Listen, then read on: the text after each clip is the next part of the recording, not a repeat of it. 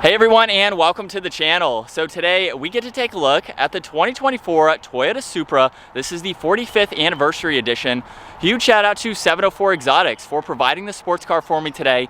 Definitely take a look at their website. They're always getting in some very cool inventory. That link is down in the description.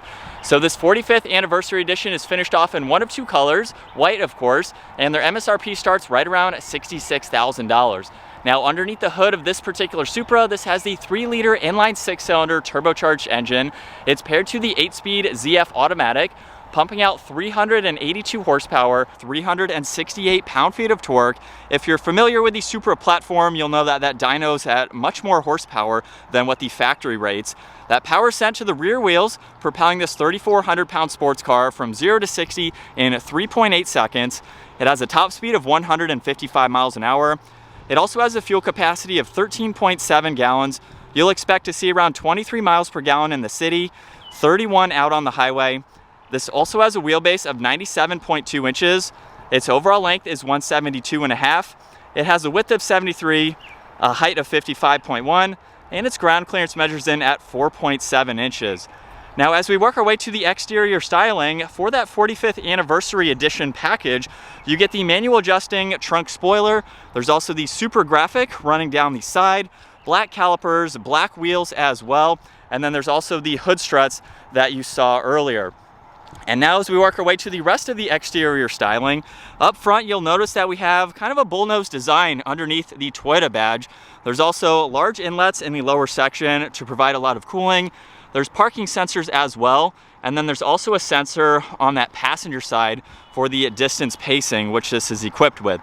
Now this also has a set of LED headlights, DRLs, and turn signals, and you will notice there are some fake vents up front. They're just underneath the headlight housings on both sides, and then also at the back of the hood. For this model, those are finished off in carbon fiber. Would be nice to see those functional, but nonetheless, it doesn't really affect the performance of this car. This also gets gloss black for the entire lower section of the bumper there, and I think it gives it a really cool look.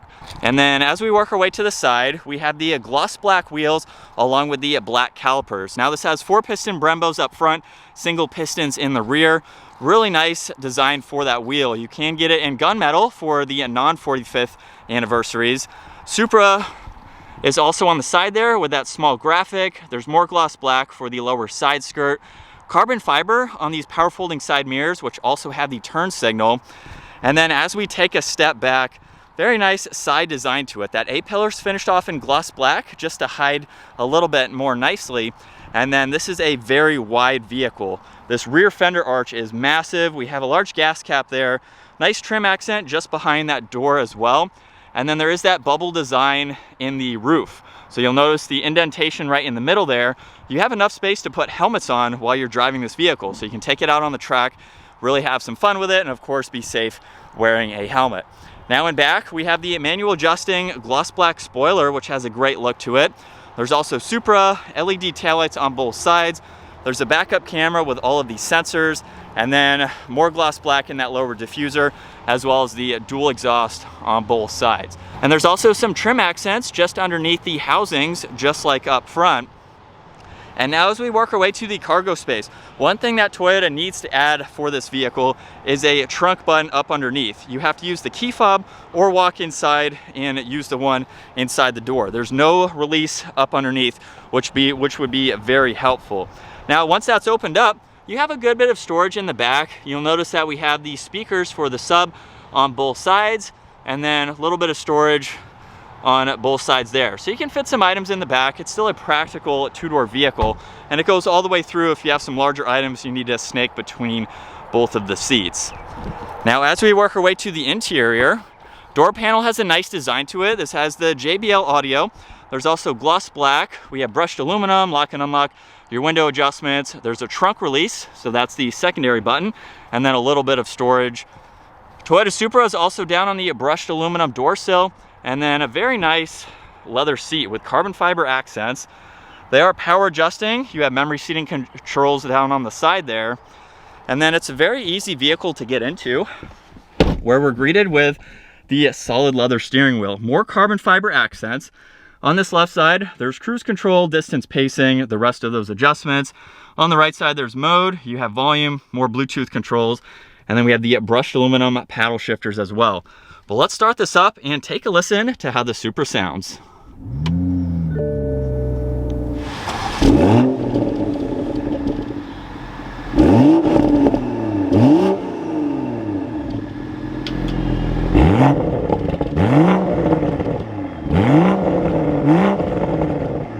And looking at the digital gauge cluster, you'll see fuel on the left side, engine temperature on the right. TAC is front and center along with what gear you're in. You have some other vitals on that right side there. You can also use this button on the top of the turn signal stalk to go through a little bit more info in that entire lower section. And then you can actually pull up a hidden menu. So over on this left side, there's the odometer button. If you hold that for about 15 or 20 seconds, this main menu will pop up. You can also push on that odometer button to further cycle through some of this information. Unlock is for the dealers. You need a code in order to do that, but you can at least go through some of this information and those diagnostics as needed. Now on the left side, there's all the headlight adjustments along with a dimmer switch. There's one air vent. This also has the head-up display, which just shows miles per hour and the speed limit sign. And then we have the infotainment system right in the middle, where you can also use these controls down below to further go through that. It is a touchscreen system, so you can swipe through it. You can also go to home. You can zoom out a little bit to view all of this information. And then, like I said, you can use the controls down below to further get in through all of that info. So it's a really nice system. It gives you everything that you need. There's more brushed aluminum surrounding the air vents there. There's power for the audio as well as all the presets and tuning. More carbon fiber surrounding the secondary LCD screen. And it shows you your temperature along with your fan speed. You have recert, heated seat adjustments, all of those controls nicely laid out. There's also wireless charging down below. You can actually remove this tab here. My brother did that in his vehicle to make it much easier to get your phone in and out. There's some more auxiliaries there. And then with the automatic, we'll just push that forwards to show that backup camera. You also have drive and then the manual setting. So you can shift using the shifter or the paddle shifters if you'd like to. Now behind that, there's the engine start stop and you have sport mode. So you can push on that to engage sport mode, of course. There's also the parking sensors, traction control, a safety system, and then your e-brake. More carbon fiber surrounding that. Two air vents in the middle, along with a little bit of storage between the seats. You have more carbon fiber over on that passenger side, as well as plenty of storage in the glove box. There's garage door buttons in the lower section of the rear view, and then more carbon fiber up top, along with all of the dome lights. Now, as far as visibility goes, you have a little bit of a pillar there, but my brother's owned two Supras. He currently has one, and it's not all that bad. Yes, it's a little bit tight, but with your side mirrors adjusted properly, you really don't have any blind spots. As we set off now behind the wheel for the Toyota Supra, just to throw this out there, we have a Toyota Supra playlist on our channel. My brother's owned both an automatic and he currently owns a 24 manual as well. So if you want to see all of the content surrounding what it's like owning the Supra, as well as tons of modifications that you can do to this vehicle, take a look at that whole playlist. If you're looking to buy one or you own one, we have all of the videos surrounding what you can do with this car. But for today's video, obviously we are driving a stock Supra, and even in the stock configuration, this is definitely a very fun vehicle. You can get the manual or the automatic.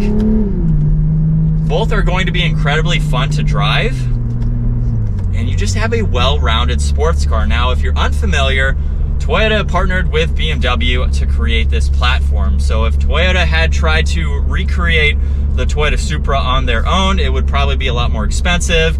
We may not get the same performance since they don't have the same engine like they did in the original Supras or the MK4, which I know a lot of people like. This B58 in the Supra is one of BMW's most reliable and healthy engines as far as power. They use this engine in a lot of their vehicles as well. It's even in my BMW X5. So same engine, and you can get a lot of power out of them.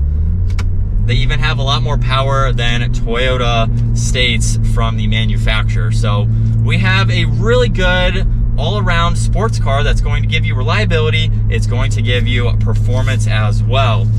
And we have a nice interior too. Obviously, it's mostly BMW. Everything is laid out very nicely though, but it's a nice vehicle. Again, check out the playlist to see what my brothers thought about it.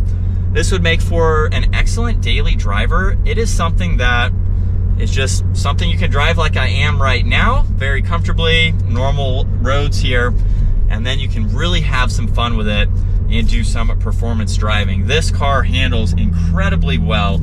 Even with rear wheel drive, you do have a lot of power, so you may want to put some wider tires if you are truly getting a lot of performance, you're doing a lot of modifications. A wider tire is definitely going to be very beneficial for this kind of vehicle.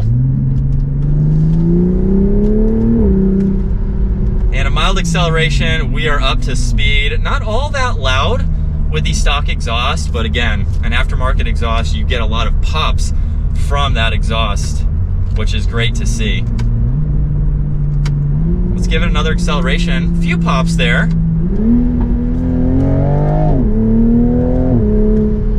Definitely a quick car, but a lot of fun to drive. It's also pretty easy to see around. I know a lot of people say how tight and confined it is, which is true in a way, but it's really not all that hard to see around. I have plenty of visibility, even with that trunk mounted spoiler, to see traffic behind me.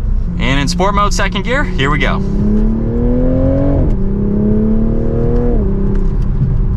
And again, a mild acceleration, it has so much power and a lot of potential for this vehicle, but this is what it's like to be behind the wheel for the Toyota Supra. You have a lot of different trims that you can go with, and you have two different engine options. You can also get the 4-cylinder as well. I don't think that's quite as popular, the B58, especially if you're looking for a used vehicle. You can get the 3-liter for about the same price as a brand new 4-cylinder. So I don't think that vehicle is quite as popular. This is the platform to go with. Even in the stock form, you get a lot of power. Fun car to drive too. Not really any road noise or wind noise.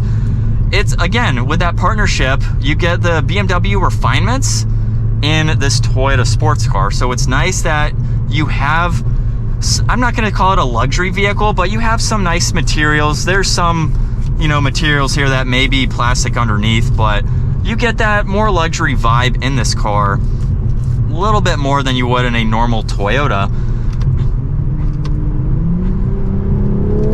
And then you just get the performance too. So yes, it's pretty much a BMW Supra, but nonetheless, I wouldn't let that stop you from buying this car. If you haven't driven one, you don't know the performance and how well balanced this vehicle is for the money. You're definitely getting a great sports car for the price. I really don't have any complaints with it. You can check out my brother's video, things he hates about the Supra. There's really not much, to be honest. But check out that video, get his thoughts for his ownership experience. Again, it's a fun vehicle. It's definitely something worth test driving if you are in the market for a 2-seater and you want a car that is going to give you a lot of power. But that is going to wrap it up for the 2024 Toyota Supra. Once again, huge shout out to 704 Exotics for providing the sports car for me today.